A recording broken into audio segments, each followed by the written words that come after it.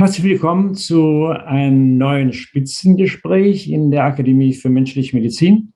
Heute habe ich einen Kollegen aus der niedergelassenen Praxis, Dr. Wiechert aus Bremen. Wir werden zusammen uns unterhalten über ein technisches Problem, technische Neuerungen. Und bevor wir das tun, würde ich ihn bitten, kurz sich vorzustellen, was er so denn täglich treibt. Ja, ich bin der Dr. Dirk Wiechert, ich bin Allgemeinmediziner mit ganzem Herzen und was mich antreibt, ist im Grunde genommen die genaue Diagnostik, dass man möglichst tief in die Sache hineinschaut, dass man Funktionsparameter erkennen kann und dass man möglichst, bevor das Kind in den Brunnen gefallen ist, schon sagen kann, hallo, es wird Zeit, dass wir hier irgendetwas tun. Und das bezieht sich eben in den großen Bereich der Prävention, sowohl im laborchemischen als auch im technischen Bereich. Und heute geht es eben um eine Herzensangelegenheit, über die wir sprechen wollen.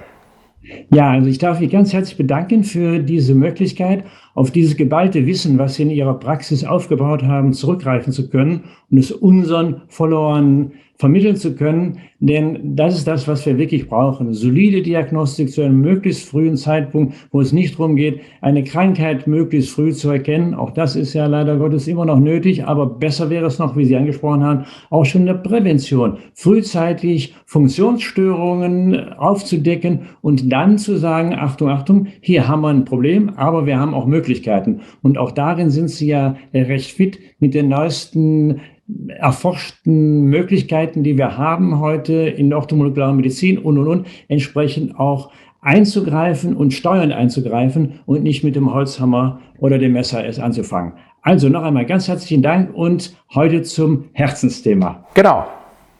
Also ich möchte so ein bisschen mal auf das Thema eingehen, was der eine oder andere schon kennt, nämlich das klassische EKG. Beim EKG werden ja die 4 Extremitäten angestöpselt und man kriegt da so ein paar Elektroden auf die Brust geklebt. Und anschließend hat man dann so verschiedene Zacken, die ausgewertet werden und dann kriegt man eben irgendeine Diagnose gestellt. Und das sind dann eben Herzrhythmusstörungen oder alles ist normal oder der Lagetyp ist verändert oder es ist ein AV-Block oder wir haben einen Hemi-Block oder einen Schenkelblock oder was auch immer. Und das kann dieses EKG, das 3D-Vektor-EKG eben auch. Und D steht für Dimension. Und das, was wir alle kennen, ist ein zweidimensionales EKG und das, was jetzt nun neu ist, ist ein dreidimensionales EKG. Und bei 3 bedeutet, dass man eine Elektrode in den Rücken bekommt und dann kann man durch den Körper durch sogenannte Vektoren ableiten. Und da gibt es über 290 Vektoren und die werden dann mit einer künstlichen Intelligenz ausgewertet und in Abgleich gebracht zu bildgebenden Daten, die schon hinterlegt sind aus einer Herz-MRT und auch Katheteruntersuchung. Und dann gibt es bestimmte Wahrscheinlichkeiten, wie diese Messwerte des EKGs zusammentreffen mit den bildgebenden Messwerten. Und daraus errechnen sich dann Wahrscheinlichkeiten für Mikrodurchblutungsstörung, für Fibrosierung, für Wandbewegungsstörung, für Restriktionsanalysen, für Herzrhythmusstörungen. Und natürlich misst man die klassischen 2D-Werte auch mit. Und es gibt interessante Werte, wie zum Beispiel die Superposition, die sollte nahe bei 100 sein. Je weiter sie davon weg ist, umso größer ist die Wahrscheinlichkeit einer Herz-Kranzgefäßerkrankung, was also so ein normales EKG ja nun in der Form gar nicht zeigt. Und wenn die Werte unter 50 sind, dann sollte man auf jeden Fall diese Frage dann auch bildgebend klären. Und wenn man die Hinweise auf Mikrodurchblutungsstörungen hat, und dann auch demzufolge vielleicht auch Einschränkung der Erregungsausbreitung, dann gibt es eben durchaus auch Verlagerungen der Herzachse, die dann anders als bei dem zweidimensionalen, wo man den reinen Cabrera-Kreis nimmt, in diesem Fall eben aus der Ablenkung der Vektoren berechnet wird. Und die dreidimensionalen Vektoren zeigen dann, dass unter Umständen die QRS-Achse, die dafür da ist, dass das Herz sich depolarisiert und die T-Achse, die für Repolarisation da ist, also quasi das Herz wieder auftankt, damit es neu schlagen kann, soll eigentlich 1:1 übereinander liegen. Das ist nicht bei jedem so. Wir haben mitunter natürlich einen Winkel, innerhalb dessen das ist. Und wenn das darüber hinausgeht, ist es nun gar nicht gut. Und das führt dazu, dass dann meinetwegen die QRS-Achse gar nicht auf die Herzspitze zugeht, was eigentlich sein soll, sondern ganz woanders hin zeigt. Und damit ist dieses Herz in seiner Arbeit weniger effektiv, als es gut wäre.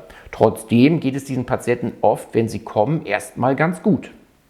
Das heißt aber, alles das, was Sie jetzt aufgezählt haben, wird mit einer Aufnahme dann ausgerechnet. Genau, wir haben eine Messung über 4 Minuten und dabei geht es darum, dass 30 aufeinanderfolgende Herzschläge sauber ausgewertet werden müssen. Und wenn man das Ganze mit Laborparametern begleitet, also zum Beispiel CK-NAC für die Gesamtmuskulatur, CK-MB für den Herzanteil, HBDH für LDH1 und 2, wie viel Milchsäure wird denn jetzt verwendet für Laktatbildung, denn ein Muskel soll ja eigentlich vorrangig Fett nutzen, um Energie zu gewinnen. Und wir können natürlich Troponin uns anschauen und wenn 50 Herzzellen kaputt gehen, dann verändert sich der Troponinwert auch nach oben, der hochsensitive. Und wir können uns natürlich auch NT-proBNP anschauen, das spiegelt die Wandspannung wider. Und die Ruhewerte sind eben häufig ganz in Ordnung und wir bitten die Patienten, wir sitzen hier im 4. Stock, dass sie sich zum Termin also nicht angestrengt haben, dass sie nicht die Treppe nehmen, sondern wirklich den Fahrstuhl, damit wir auch sogenannte Basiswerte haben. Und dann besteht natürlich die Möglichkeit, dass man auch einen Belastungswert machen kann. Mit dem Belastungswert sind wir natürlich noch jenseits der validierten Daten, aber die Belastung ermöglicht eben, die gehen dann in den Keller und rennen dann so schnell wie sie können wieder hoch, dass wir natürlich sehen, wie stark gehen die in die Laktatbildung. Das ist ja anfangs normal. Wir erkennen aber auch, geht der PO2-Wert trotz vertieften Einatmens vielleicht nach unten oder wird tatsächlich mehr Gluconeogenese gemacht oder verschieben sich dann auch meinetwegen die ionisierten Calciumwerte, sodass wir also Gefäßverengungen dann darunter auch haben können oder erweitert sich das. Und ganz häufig sehen wir, dass in der Kontrollmessung des Herzens dann am EKG sich anfängliche Mikrodurchblutungsstörungen durch die Anstrengung verbessert haben, was natürlich für den Patienten eine Beruhigung ist. Und wo man im Herz-MRT dann auch meist sieht, ja, das ist dann mit einem verdickten Ventrikelseptum, also die Unterteilung zwischen linker und rechter Kammer, vergesellschaftet, die etwas minder durchblutet ist und durch die Anstrengung, das würde man im Herz-MRT dann auch sehen, dann wieder eine normale Durchblutung bekommt. Selbst eine Herzkranzgefäßverengung, also Superposition, wird unter Anstrengung mitunter besser. Manchmal aber auch nicht, nämlich genau das Gegenteil. Und dann sehen wir auch, dass das Troponin sich eventuell ansteigt oder dass der Patient von vornherein in einem Basistroponinwert steht, wo er bereits in dem Bereich einer Herzpathologie stehen könnte. Und dann ist natürlich wichtig, woran könnte das liegen? Und andere Stellgrößen, wie wir sie aus der Zellphysiologie kennen, wie die essentiellen Fettsäuren, wie das Kokuzin, wie das Carnitin zum Beispiel, das Vitamin D als wesentlicher Faktor, Glutathionbildung, also diese Dinge gehören natürlich dann im Nachgang in die Diagnostik, aber tagesaktuell ergibt sich natürlich eine gewisse Dramatik, in Anführungsstrichen, dass man sagt, hier macht es wirklich Sinn, zeitnah einen Termin beim Kardiologen zu bekommen, um das eben wirklich abklären zu lassen. Und das sieht man mit einem zweidimensionalen EKG eben nicht. Sehr schön. Also das heißt, Sie haben deutlich mehr Informationen, obwohl Sie vom Zeitaufwand und auch für den Patienten von der Belastung her keinen wesentlich größeren Aufwand haben. Richtig, also ich kann es delegieren an meine Mitarbeiter. Ich sehe den Patienten oder er mich nachher für das Erstgespräch kurz und dann eben für die Erklärung der Daten. Und das Ganze wird natürlich zusammengefasst in einen umfangreichen Brief, über den dann alle Dinge nebeneinander stehen und auch nochmal diskutiert werden. Aber es ist eben wirklich auch innerhalb der Praxis zu delegieren. Und wie würden Sie die Indikation sehen? Also es gibt natürlich einen Fragebogen, dass man erstmal fragt, gibt es denn irgendwelche Einschränkungen im Rahmen der New York Heart Association zum Beispiel, wo man sagt, ab welchem Belastungsgrad tritt denn wirklich eine Belastung an? Habe ich häufiger mal das Gefühl von Herzenge oder von Angina pectoris oder ziehen irgendwie Schmerzen in den Arm oder an den Kiefer letztendlich hoch, was man ja so als Infarktzeichen letztendlich auch kennt. Genauso natürlich, wenn es darum geht, dass Leute in Ruhe zum Beispiel eine erhöhte Herzfrequenz haben oder dass sie jetzt nach Covid oder nach Epstein-Barr oder nach humanen Herpes simplex oder Grippe zum Beispiel irgendwie nicht richtig aus dem Quark gekommen sind, dass man wirklich sagt, also wir haben solche Patienten, die sind im Herzecho absolut unauffällig. Im Herz-MRT im Nachgang sehen wir dann zum Teil sogar Perikardergüsse oder wir sehen eben auch kleine Myokarditiden. Und das ist eben mit den normalen Untersuchungen so nicht zu sehen und gibt den Patienten dann tatsächlich auch nochmal ein Stück mehr Sicherheit über das, was ist und auch wie lange sie sich zum Beispiel schonen müssen. Und wir haben jetzt so einen expliziten Fall, wo wir das so ein bisschen genauer auch betrachten können und wo wir im Zusammenhang mit, stehen ja die Impfungen alle an, dann gesagt haben, vor der Impfung machen wir halt auch nochmal einen Kontrollwert, sowohl laborchemisch als auch natürlich mit diesem 3D-Vektor-EKG, um zu gucken, wo wir starten, damit man also im Zweifel, wenn dann neue Probleme auftreten, auch eben einen Ausgangswert hat, zu dem man auch einen Vergleich haben kann, weil ansonsten kann man sich ja alles ausdenken. Ja. Heißt das, dass Sie praktisch das gute alte EKG komplett abgeschoben haben und nur noch das machen? Ja, nein. Also man kann natürlich also es gibt einen Logarithmus, wie man aus diesen 4 Elektroden, die jetzt nur noch geklebt werden, vorne und eine hinten, eben das sogenannte 2D-EKG auch rekonstruieren kann. Das wird auch mit ausgedruckt. Aber der sogenannte lange Streifen fehlt mir eigentlich im Moment noch dabei. Und deswegen haben wir uns beholfen und haben, also gerade wenn die jetzt hochkommen, die Treppe hoch, sind völlig außer Atem, das Herz ist schneller, bis das Gerät soweit ist und nach 4 Minuten hat er sich ja wieder beruhigt, mache ich auf jeden Fall immer parallel ein Einkanal-EKG, sodass ich also schon mal sehen kann, wie hoch ist die Herzfrequenz, was gibt es möglicherweise für Herzrhythmusstörungen, und die Pulsoxy lasse ich noch mal ganz kurz nebenbei laufen, um auch schon von der Seite zu sehen, stimmen denn die Pulsangaben mit dem, was ich im EKG ableite, überein. Wird auch nicht berechnet, diese beiden Extrapunkte, aber das ist für mich einfach ein Stück mehr Sicherheit, dass ich auch schon zu Beginn, ich weiß ja erst 8 Minuten später das Ergebnis, ich sehe da in dem Bereich ja nichts, also eine entsprechende Überwachung habe, wenn der Patient hochkommt. Haben Sie eine Idee, wie groß Sie den diagnostischen Zugewinn bezeichnen könnten? Ja, wir haben, also wenn die Dinge, also es gibt da tatsächlich schon Studiendaten zu, nicht von mir, sondern von denen, die das etabliert haben. Das ist also in Düsseldorf der Professor Tenderich, und für die dann Abgleich mit der bildgebenden Diagnostik, also im Herz-MRT, ist ja führend der Privatdozent Dr. Steen, der von der Uni Heidelberg die Arbeitsgruppe für die künstliche Intelligenz, für diese bildgebende Auswertung leitet. Und mit denen stehe ich einmal ganz gut in Kontakt und die coachen mich sozusagen bei der Sache, weil ich bin ja nun auch Allgemeinmediziner und nicht Kardiologe. Aber das ist natürlich toll, wenn man wirklich, wenn man Fragen hat, auch die dümmsten Fragen stellen darf und dann eben auch wirklich kompetente Antworten bekommt. Und da sieht man, die haben auch herausgefunden, wenn also diese Indizes auffällig sind und man würde jetzt nichts machen, dann wäre so in den nächsten 5 Jahren in 60% der Fälle tatsächlich eine Blaulichtaktion auch zu erwarten. Und wenn man eben solche Dinge schon mal sieht und auch angeht, kann man wirklich sehr frühzeitig auch darauf, also sagen wir mal, wir haben jetzt eine Mikrodurchblutungsstörung, dann können wir ja nichts anflanschen, dann können wir keinen Stent setzen, dann können wir keinen Bypass setzen. Das geht vielleicht, wenn wir irgendwo durch die Wand irgendwie einen kleinen Infarkt sehen und haben noch vitales Gewebe drumherum, dann können wir sagen, so jetzt bitte zur Intervention, da kann man was draufsetzen, damit das an der Stelle gesund bleibt und sich nicht wieder weiter ausdehnt. Aber wenn wir jetzt nur Mikrodurchblutungsstörungen haben, wenn wir jetzt eine Myokarditis haben oder kleine Fibrosierung, dann muss man da anders vorgehen. Und dann können wir eben sozusagen nur die zellphysiologischen Grundlagen zur Basis unserer Therapie machen, und dass man auch dann nicht nur nach Cholesterin und LDL und hab dich lieb, also HDL-Cholesterin guckt, sondern auch die LDL-Subklassen sich anschaut, die auch in Beziehung setzt natürlich zu den essentiellen Fettsäuren, auch zu den Arginin und auch Magnesium und Kalium, aber auch Calciumwerten, dass wir Zink und Selen mit drauf haben und dass wir uns die Glutathion-Geschichte anschauen und dass wir eben auch gucken, dass die antioxidative Kapazität passt, denn viele, die mit Transfettsäuren arbeiten, die hochkalorisch, also sagen wir kohlenhydratkalorisch essen, die erhöhten oxidativen Stress haben, haben eben häufig auch erhöhte Werte der LDL-Subklassen, und je größer die Zahl, umso kleiner das Molekül, umso größer die Gefahr, dass wir eine Gefäßverengung bekommen, weil die quasi durch das Endothel auch rein können. Und dann haben wir wirklich gerade im Haargefäßbereich, und das ist ja bei einer Small Vessel Disease tatsächlich die Sache, das ist also ein spezielles Thema, was wir wirklich nur mit dem Herz-MRT und den Hinweis da mit der 3D-Vektor-EKG-Untersuchung eben sehen können, die Option, dass wir wirklich über den Querschnitt, also die Gefäßerweiterung für alles, was den Körper befähigt, auch Prostazykline, dass man also guckt, dass Arachidonsäure ist ja nicht nur schlecht, das ist ja die Grundlage überhaupt für Prostazyklinbildung, dass man eben dann vielleicht auch die intravenöse Sauerstofftherapie mit zum Einsatz bringen kann, dass man sich auch über Pro-Resolving-Mediatoren Gedanken macht, um Entzündlichkeiten zu senken. Es gibt ja eine Reihe von proinflammatorischen Stoffen, die man in einem Zytokinstatus erfassen kann, und wo es ja gute Studien gibt, die sich mit der Entstehung von Arterienverkalkung beschäftigen im Zusammenhang mit dieser Proinflammation, dass man über Resolving-Mediatoren, die der Körper natürlich selber bauen muss, aber deren Grundlage ja EPA, DHA oder Pro-Resolving-Mediatoren sind, Einfluss nehmen kann und auch kontrollieren kann. Also ich denke mal, wenn man diesen Teil, den Sie ja eben runtergebetet haben, wenn man den vergleicht, dann ist derjenige, der nur mit seinem Katheter unterwegs, glaube ich, ganz schön einäugig. Ja?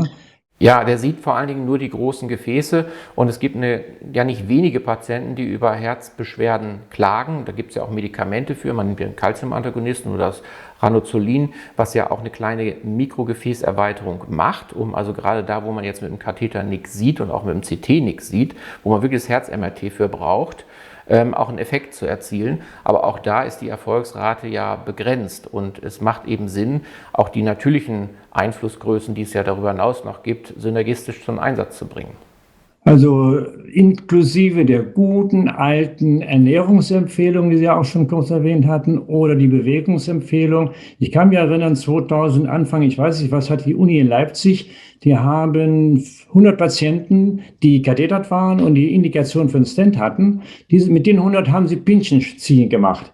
Wer den kurzen Pin gezogen hat, ist nicht mit dem Stent versorgt worden und hat stattdessen eine Beratung in Ernährung und Bewegung bekommen. Und die anderen sind Legeachtis dann entsprechend gestentet worden. Nach 2 Jahren hat man die wieder eingesammelt und gesagt, na, wie geht's euch denn? Und dann haben etwa 67% der Katheterpatienten oder der Gestenteten gesagt, danke, uns geht's gut. Von denen, die nicht gestentet wurden, waren aber knapp 80% topfit. Das heißt also, 12% waren besser als die Gestenteten. Dann ist natürlich erst die Kinnlade runtergefallen und dann haben sie Labordiagnostik gemacht und haben sie gesehen, dass eben bei denen, die sie gestentet hatten, die ganzen Entzündungsparameter und so weiter und so fort alle gleich geblieben sind. Ja, weil man hat ja wieder nur am Symptom geschraubt. Genau, also wenn man die Ursache außen vor lässt, wenn man nichts ändert, dann ändert sich nichts. Also das Problem dann auch wieder da. Wenn ich nur das Gefäß als Bypass oder als Stent setze, ist ja die Ursache für die Gefäßverkalkung nicht geändert. Wenn ich einen Cholesterinsenker einsetze, dann kann ich zwar die Cholesterine senken, aber in der Regel festige ich auch die Kappe. Das heißt also, eigentlich bleibt die Stenose bestehen.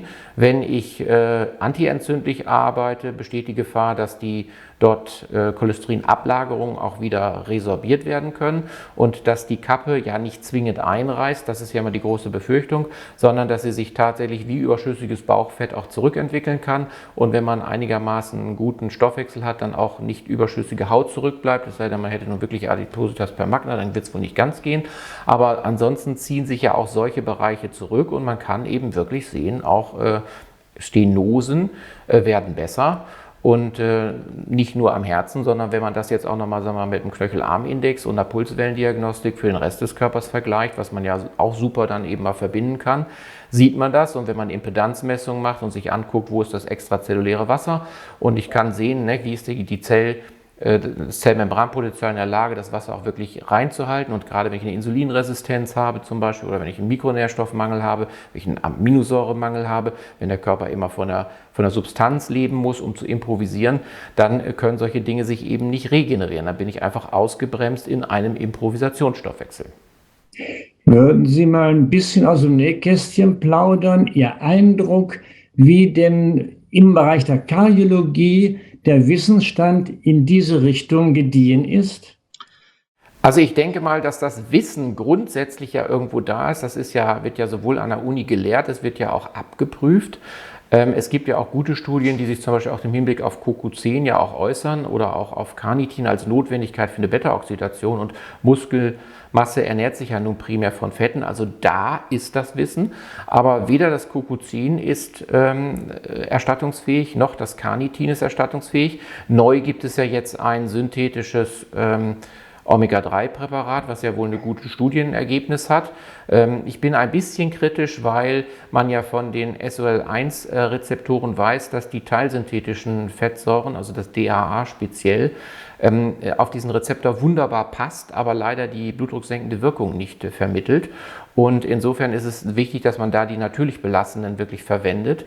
Und immer wenn man mit einer Pille am Tag die gesamte Omega-3-Fettsäuremenge aufgenommen haben soll, dann habe ich so meine Zweifel, dass das eben doch vielleicht teilsynthetisch ist und dass genau das, was man seit 2014 ja schon weiß, dann zum Tragen kommt. Aber trotzdem, in der Studie gab es ja auch ein Studienziel und einen primären Endpunkt, den man erzielen wollte. Und man hat damit ja offensichtlich ein positives Ergebnis erzielt. Das muss man auch anerkennen. Also hoffen wir, dass Sie Wissen sich weiter verteilt und immer mehr Kollegen diesen funktionellen Aspekt eben mit reingehen. Und nicht erst warten, bis die Morphologie verändert. Ich meine, das war schon damals zu meinen Zeiten in Nuklearmedizin so, wir waren die großen Helden damals, weil die Funktion verändert sich zunächst. Die Funktion prägt die Struktur. So rum. Das heißt also, wenn wir uns funktionelle Parameter uns anschauen, und dazu gehört eben auch dann die Ernährung, zum Beispiel sag schon Gehirnzellen, das Gleiche, von den Herzzellen. Wenn die schlecht ernährt sind, können sie nicht richtig funktionieren. Und irgendwann bricht dann dieses Funktionssystem zusammen. Es ist ja so, dass gerade wenn die Patienten auch, sagen wir mal, einen Klappenfehler haben, dann sehen wir im zweidimensionalen EKG, dass wahrscheinlich die P-Welle sich verändert. Wenn wir dann den Patienten belasten und er hat tatsächlich vielleicht eine Mitralinsuffizienz, also hat irgendein Pendelvolumen, dann sehen wir natürlich, dass sich dieser Wert unter der Belastung vergrößert. Das kann man in jeder kardiologischen Praxis sehen.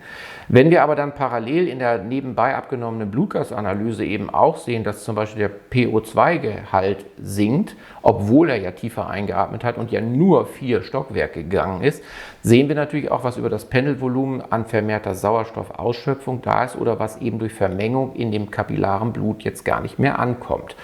Und wenn wir dann natürlich eine vermehrte Dehnung haben und darüber eine vermehrte Herzrhythmusgefahr über ektopische Schrittmacher in der Einmündungsregion des Vorhofs haben, dann ist das natürlich für diese Klappenfehler auch ein Problem. Nun können wir den ja nicht wegmachen, aber wir müssen darauf achten, dass das Herz, was ja von außen nach innen beblutet wird, wie ein Blutgefäß ja auch, dass es eben vernünftig lange Diastole hat, damit Zeit zum Durchbluten da ist, dass das Herz nicht zu schnell ist, was ja bei Vorflimmern so häufiger der Fall ist, dass wir die Gefäßerweiterung hinkriegen. Und wir kennen ja schon aus dem Studium, die letzte Wiese ist das Problem, dass also gerade am Endokard, in der innersten Schicht, die Hauptprobleme auftreten und dass die eben dann häufig auch zu Erregungsausbreitungsstörungen führen oder auch Herzrhythmusstörungen begünstigen können. Und dann verändert sich dort auch der pH-Wert lokal.